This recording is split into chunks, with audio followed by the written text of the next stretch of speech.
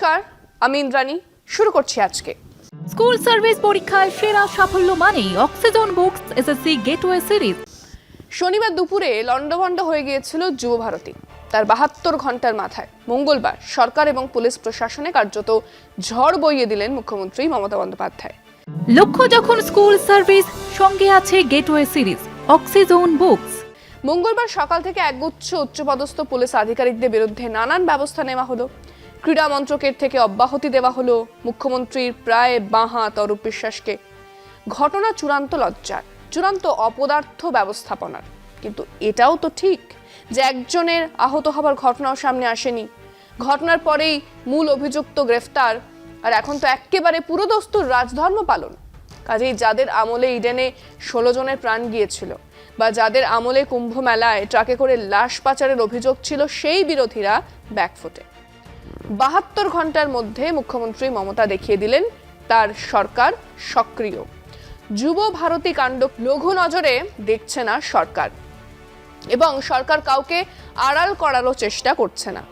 সাধারণভাবে শাসক দল এসব ক্ষেত্রে টাইম উইল হিল এভরিথিং, আর ৭-১০ দিন পরে বিষয়টা এমনিতেই ধামাচাপা পড়ে যাবে, এমনটাই ভাবে, সেই পথেই চলে। কিন্তু মমতা ব্যতিক্রমী পথে হাঁটলেন। রাজ্যের ভাবমূর্তিকে ফেরাতে রাজ্য পুলিশের ডিজি থেকে ক্রীড়ামন্ত্রী কাউকেই রেয়াত করা হয়নি। আবার একই সঙ্গে যুব ভারতের ঘটনায় গঠিত কমিটির নিরপেক্ষতা নিয়ে প্রশ্ন তুলে হাইকোর্টে জনস্বার্থ মামলা দায়ের হয়েছে। চলতি সপ্তাহে সেই মামলার শুনানি হবে। আদালতে হলফনামা দিয়ে সরকার বলবে তারা ব্যবস্থা নিয়েছে, এনকোয়ারি কমিটিকে নিরপেক্ষ তদন্ত করার সুযোগ দিন। ফলে আদালত আলাদা তদন্ত কমিটি না গড়ে তারও ব্যবস্থা করা হলো। হ্যাঁ, এটাই রাজধর্ম, এটাই বিষয় আজকে। রাজধর্ম পালন করলেন মমতা, মন্ত্রিত্ব ছাড়লেন অরূপ, শোকজ পুলিশ কর্তা। মেসি কাণ্ডে বিরোধীরা আদা জল খেয়ে নেমে পড়েছিলেন। মনে হচ্ছিল আর্জেন্টিনার তারকাকে ইস্যু করেই ২৬-এর ভোটে লড়বেন তারা। কিন্তু বিরোধীদের সেই আশায় জল ঢেলে দিয়েছেন মুখ্যমন্ত্রী মমতা বন্দ্যোপাধ্যায়। যুব ভারতী কাণ্ডের ৭২ ঘন্টার মধ্যে রাজ্য সরকার একাধিক প্রশাসনিক পদক্ষেপ নিয়েছে। ক্রীড়ামন্ত্রী অরূপ বিশ্বাস ক্রীড়া দফতরের দায়িত্ব থেকে সরে দাঁড়িয়েছেন। ডিজি রাজীব কুমার সহ একাধিক শীর্ষ পুলিশ আধিকারিককে শোকজ করা হয়েছে। প্রাক্তন বিচারপতি অসীম কুমার রায়ের নেতৃত্বে তদন্ত কমিটি গঠন করে কাজ শুরু করা হয়েছে। এই পদক্ষেপগুলির সঙ্গে বাম আমলের ঘটনাগুলির তুলনা করলেই বোঝা যায় তফাৎ আছে। হ্যাঁ, তফাৎ আছে। ১৯৮০ সালে ইডেনে মোহনবাগান ইস্টবেঙ্গল ম্যাচে ১৬ জন দর্শকের মৃত্যু হলেও তৎকালীন মুখ্যমন্ত্রী জ্যোতি বসু স্বরাষ্ট্র বা ক্রীড়া দফতরের দায়িত্ব থেকে সরে দাঁড়াননি। ১৯৯৬ সালের বিশ্বকাপ সেমিফাইনালে ইডেনের বিশৃঙ্খলার পরেও বাম সরকারের কোনো মন্ত্রী প্রশাসনিক দায় নেয়নি।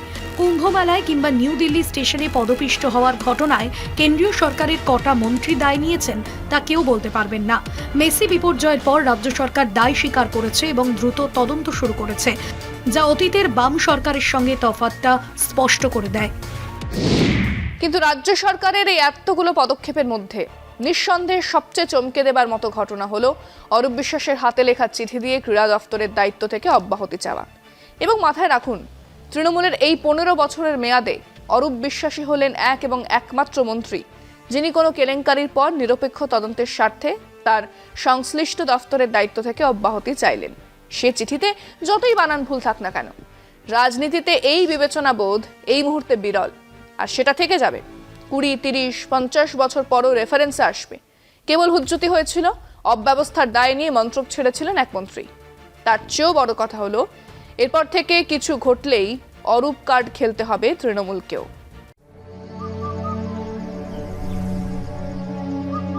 আপনার প্রিয় মাকাই বাড়ি এখন নতুন প্যাকে। ১৯৮০ সালের ১৬ই আগস্ট যখন ইডেনে মোহনবাগান ইস্টবেঙ্গল ম্যাচে ১৬ জন দর্শক মারা গিয়েছিলেন, তখন জ্যোতি বসু ছিলেন মুখ্যমন্ত্রী।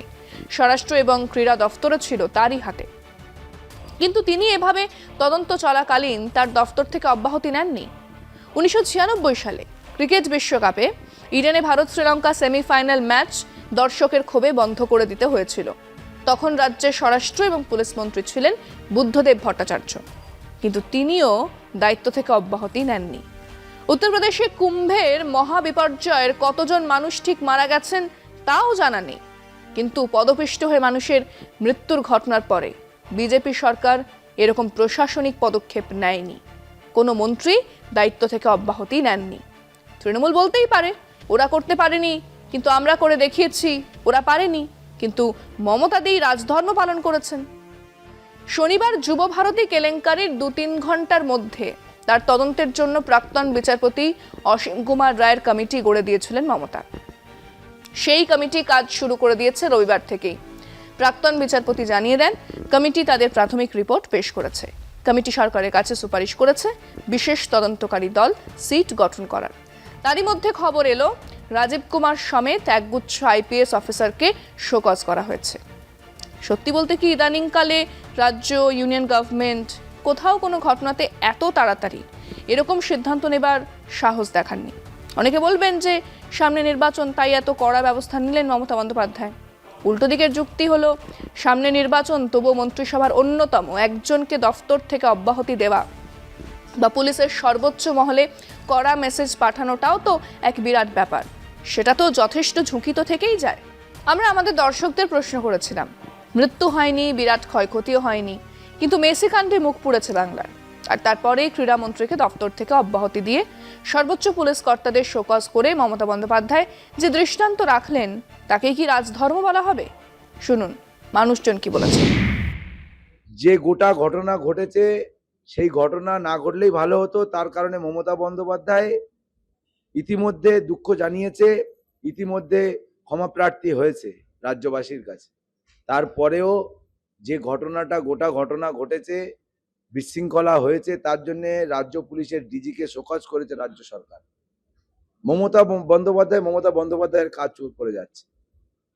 সরকারের জায়গায় দাঁড়িয়ে, সরকারের একটা এথিক্স আছে, সেই জায়গায় দাঁড়িয়ে কাজ করে যাচ্ছে, থ্রু প্রপার চ্যানেল কাজ হচ্ছে।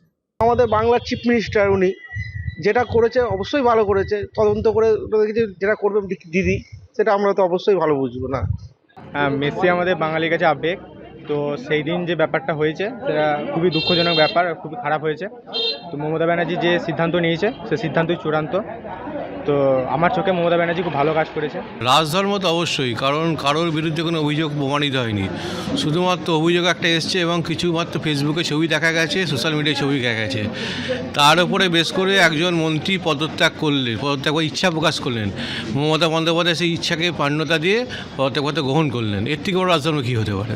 কারণ হচ্ছে যদি রাজধর্ম পালন করতেন তাহলে আগে উনি বেশি আসার আগেই ওনার উচিত ছিল যে পরিকাঠামোটা ঠিক করার, এবং কী হবে না হবে টোটালটা আগে ডিসিশন নেওয়া হচ্ছিল। প্রশাসন পুরো নির্বিকার হয়ে কাজ করেছে ওখানে, তাহলে কাকে দোষ দেবেন? মুখ্যমন্ত্রী রাজধর্ম পালন করছে না, এটা একটা মেসি যে ইভেন্টটা হয়েছে এটা একটা বেসরকারি কোম্পানির থ্রু হয়েছে। এখানে এতে রাজ্য সরকার ভালো দায়িত্ব পালন করেছে এবং মেসি একটা আবেগ, তাকে সবাই দেখতে টাকা দিয়ে এসেছিল, যারা দেখতে পায়নি তাদের মনে কষ্ট ছিল, সেই কষ্টের বহিঃপ্রকাশ। রাজ্য সরকার তাদের প্রতি যথাযথ ব্যবস্থা নিচ্ছে। যারা এর সঙ্গে জড়িত তাদেরকে কাউকে শোকজ করা হচ্ছে, কাউকে অ্যারেস্ট করা হয়েছে। আমাদের বাংলার চিফ মিনিস্টার উনি যেটা করেছে অবশ্যই ভালো করেছে। তদন্ত করে যেটা করবে দিদি, সেটা আমরা তো অবশ্যই ভালো বুঝবো না। উনি যেটা ভালো বুঝেছেন সেটা করেছেন। উনি যেটা সঠিক সিদ্ধান্ত, হয়তো যেটা পদত্যাগ যে ঘটনাটা ঘটেছে উনি হয়তো সঠিক সিদ্ধান্তই মনে করেছেন, সেই জন্য তিনি যিনি ক্রীড়ামন্ত্রী ছিল তিনি পদত্যাগ করে ক্রীড়া দপ্তরটা মুখ্যমন্ত্রী সামলাবেন, এটা তিনি ঠিক করেছেন। যেটা উনি করেছেন আমাদের ভালোর জন্যই করেছেন, ওনার সিদ্ধান্তের উপর আমাদের পুরো আস্থা আছে। উনি যেটা ভালো বুঝেছেন করেছেন এবং বাংলার জনগণের জন্য যিনি ওনার পরবর্তী সবসময় উনি ভালো চাইছেন এবং যেটা উনি মনে করছেন সেটা করেছেন, এটা ভালো করেছেন। সেই সময় ম্যানেজমেন্টের কিছু গাফিলতির কারণেই আজকে তাকে কিন্তু অনেকেই দেখতে পাননি। এটা স্বাভাবিক, মানুষের একটা ক্ষোভ তৈরি হয়েছিল। মাননীয় মুখ্যমন্ত্রী ভেবেছেন না সেখানে তার দপ্তরের যিনি মন্ত্রী তিনিও সেখানে উপস্থিত থাকা সত্ত্বেও এটা হয়েছে। তিনি মনে করেছেন তাকে মানুষের এই যে আবেগ, সেই আবেগকে মর্যাদা দিতেই তিনি আজকে তাকে সেই ক্রীড়ামন্ত্রীর পদ থেকে। আমাদের মুখ্যমন্ত্রী মমতা ব্যানার্জি যেটাই করুক না কেন, আশা করি উনি ঠিকই করেছেন। তারপরে এটা তদন্ত করে দেখবেন। যে বিশৃঙ্খলা হয়েছে সেই দিক থেকে আমি বলতে পারি মুখ্যমন্ত্রী যে স্টেপটা নিয়েছে বা পদক্ষেপ নিয়েছে, সেই পদক্ষেপটা একদম সঠিক পদক্ষেপ নিয়েছে। তা বলে সরকারি জিনিসপত্র, দেশের জিনিস ভাঙচুর করে গেরুয়া পতাকা ওড়াবো, এটাতে যেন একটা কিসের গন্ধ পাওয়া যাচ্ছে। এই সেন্টটা কিন্তু সবাই আমরা পাচ্ছি। এটাকে নিয়েও আমাদের ভাবতে হবে। যে কোনো কিছু হলে ট্রেন যদি একটু দেরি করে তার মানে কি এর কি প্রত্যাশা দেওয়া হবে? ট্রেন লেট করেছে, স্টেশনে আগুন লাগিয়ে দাও, স্টেশন ভাঙচুর করো, লোকটা 3 ঘন্টা থেকে দাঁড়িয়ে আছে, ট্রেন আসছে না, ভাঙচুর করে দাও। এটা যেমন ঠিক না তেমনি এটাকেও ঠিক না। ট্রেন দেরি করে আসা অন্যায়, তারপরে স্টেশন ভাঙাটা যেমন অন্যায়, তাদের বিরুদ্ধে তো মামলা হবে যারা স্টেশন ভাঙচুর করবে। ঠিক সেরকম যারা করেছে তাদের বিরুদ্ধে যদি মামলা হয় সেটাও ভুল নয়, এবং উনি যেটা করেছেন রাজধর্মই পালন করেছেন আমার নিজস্ব মত বলে। দেখেন, মাননীয় মুখ্যমন্ত্রী মমতা বন্দ্যোপাধ্যায় যখনই দেখেছেন যে যেহেতু যুব ভারতী ক্রীড়াঙ্গনে দর্শকরা প্রত্যেককে টিকিট কেটে মেসিকে দেখার জন্য আপ্লুত হয়ে এসেছিলেন, সেক্ষেত্রে পাবলিকের পাশে এবং জনগণের পাশে দাঁড়িয়ে মুখ্যমন্ত্রী দেখলেন যে যেখানে আমাদের পুলিশের যারা কার্যকর্তা এবং আমার ক্রীড়ামন্ত্রীও সেখানে উপস্থিত ছিল, তারপরে যে ঘটনাটা ঘটেছে উনি কিন্তু সেটা জনগণের জন্য মেনে নিতে পারেননি। অবশ্যই মমতা বন্দ্যোপাধ্যায় রাজধর্ম পালন করেছেন, এটা এখানে অস্বীকার করার কোনো জায়গা নেই। কারণ মমতা বন্দ্যোপাধ্যায় একমাত্র ব্যক্তি যিনি এরকম একটা ঘটনা ঘটার পরে উনি নিজে ক্ষমা চেয়েছেন, এবং অন্য ক্ষেত্রে আমরা দেখেছি যে যোগী আদিত্যনাথের দেশে বলুন বা ধরুন আপনার যে এত বড় একটা ঘটনা ঘটলো আপনার কুম্ভ নিয়ে, সেখানে কোনো এত লোক মারা গেছে, সেখানে কোনোদিন কেউ ক্ষমা চেয়েছে বা সেখানে কাউকে সাসপেন্ড হয়েছে? যে কোনো জিনিস আনার আগে বা করার আগে অবশ্যই একটা প্ল্যান মাফিক জিনিস করা দরকার। আর মুখ্যমন্ত্রী যে পদক্ষেপগুলো নিয়েছে, যে ক্রীড়ামন্ত্রীর পদত্যাগ, সেইগুলো জাস্ট লোক দেখানো, সেইগুলোতে করে তো আর মেসির বা আমাদের বেঙ্গলের মুখ উজ্জ্বল হবে না। সেগুলো জাস্ট একটা পদক্ষেপ নেওয়া, ওনার কর্মসূচির দিক থেকে উনি নিয়েছেন, কিন্তু এটা আলটিমেটলি আমাদের বাংলার পক্ষ থেকে খুব ভালো জিনিস হয়। মোটামুটি তৃণমূলের পরিবারতন্ত্রের সবাই জানে, সেই পরিবারগুলো এসে যুবভারতীতে ভিড় করে মেসিকে মনে হচ্ছে জামাই আদর করছে, এমনভাবে করে মানে কেউ পারলে দুধের বদলে দুধ খাওয়াতে হলে বাচ্চা। আসলে মুখ্যমন্ত্রী যে আসতে পারেনি, ভালো হয়েছে যদি উনি আসতো, তাহলে উনি একদম মেসির সঙ্গে একটা ছবি পোস্ট করে ওদের আইপিএল ছবি পোস্ট করে খেলা হবে স্লোগান দিত। এই খেলা আর হলো না, ওনার এর আগের নির্বাচন পা ভেঙেছে, এবার ওনার বুকের পাঁচও ভেঙেছে, মনটাই ভেঙেছে। হ্যাঁ, এরপরও সমাজ মাধ্যমে অরূপ বিশ্বাসের বানান ভুল নিয়ে খিল্লি চলবে, মিম তৈরি হবে, হাফ ইন্টেলেকচুয়ালদের কে কত ব্যঙ্গাত্মক হতে পারে, কে কত মমতা বিরোধী হতে পারে তার প্রতিযোগিতা চলবে। আর সেসবের পরে আবার নির্বাচনে যেতে আসবেন মমতা বন্দ্যোপাধ্যায়, সম্ভবত আগের চেয়েও বেশি ভোটে। কেন? কারণ তিনি রাজধর্ম পালন করেছেন, গরিবদের সীমিত ক্ষমতার মধ্যেই অন্ন জুগিয়েছেন, আর সাহস করে রুখে দাঁড়িয়েছেন অরাজক অবস্থার বিরুদ্ধে। আজকে এ পর্যন্তই। দেখতে থাকুন কলকাতা টিভি, রাত ৩, ৭ দিন।